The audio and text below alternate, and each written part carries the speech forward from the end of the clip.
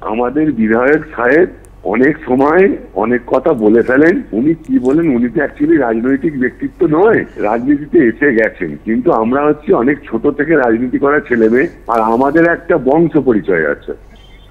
আমার একটা ice cream factory আছে এবং আমি একটা ভেসেল তৈরি করি। বিধায়ক কেন আসতে পারবেন না, উনি কিসের ভয় পায় সেটা তো আমরা বলতে পারবো না। তাহলে খোঁজ নিয়ে দেখে নিন না, আমরা বাউন্সার নিয়ে ঘুরি না। বিধায়ক নিজে এতটাই দুর্নীতির সাথে যুক্ত, ওনার সিকিউরিটি ছাড়া ওনার অসুবিধে। সব থেকে আগে হচ্ছে পরিবার, তারপর হচ্ছে পার্টি। ও যেভাবে আমাদের পরিবারকে ব্যালাইন করার চেষ্টা করছে তা আমরা কোনোভাবেই মেনে নেবো না। আমরা তো দলকে জানিয়েছি, জেলা নেতৃত্বকে জানিয়েছি, আমরা স্টেট নেতৃত্বকেও জানাচ্ছি।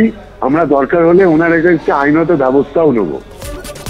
দলের নেতাকর্মীদের বিরুদ্ধেই বিস্ফোরক অভিযোগ করছেন বলাগড়ের তৃণমূল বিধায়ক মনোরঞ্জন ব্যাপারী। তিনি বলছেন অন্য কেউ নয়, দলের নেতার হাতেই খুন হয়ে যেতে পারে এই আশঙ্কা প্রকাশ করছেন তিনি।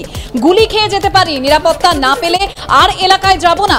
তৃণমূলের হাতেই তৃণমূল খুন হচ্ছে, গুলি চালিয়ে দিলে কি করব?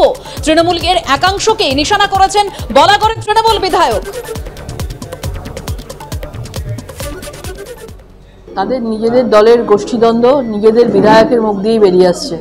2024-এ আর কাউকে লাগবে না, নিজেদের লোকেরাই নিজেদের দুর্নীতির বিরুদ্ধে প্রচার করবে যে এত দুর্নীতি তারা পুরো হুগলি লোকসভায় করেছে এবং তাদের 3 জন এখন পর্যন্ত এই নিয়োগ দুর্নীতিতে জেলে রয়েছে এবং তাদের বিধায়ক স্বয়ং তার জন্য ফেসবুক লাইভ করবে বলছে এবং তিনি একবার না অনেকবারই এটার বিরুদ্ধে সরব হয়েছেন এবং সেই জন্য তাকে দলের মধ্যে কোণঠাসাও করা হয়েছে।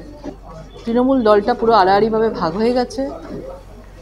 লোকসভাতে ভাইপোর একটা লিস্ট ক্যান্ডিডেট, মুখ্যমন্ত্রীর একটা লিস্ট, পিসির একটা লিস্ট, তো 2 লিস্ট নিয়ে মারপিট চলছে কার হাতে রাজত্ব থাকবে তাই নিয়ে। এবং তৃণমূল দলটা এইভাবে অর্ধেক মন্ত্রী জেলে আছে দুর্নীতিতে এবং নিজেদের গোষ্ঠীদ্বন্দ্বে। এই তৃণমূল দলটা তাসের ঘরের মতো ভেঙে যাবে। মনোরঞ্জন ব্যাপারী একটা সত্যকে উপস্থিত করেছেন। তৃণমূল কংগ্রেস দলটা তৈরি হয়েছিল কেবলমাত্র সিপিআইএম কে সরানোর জন্য। সরানো হয়ে যাওয়ার পরে এই দলটার সামনে কাজ কি? কোনো কাজ নেই।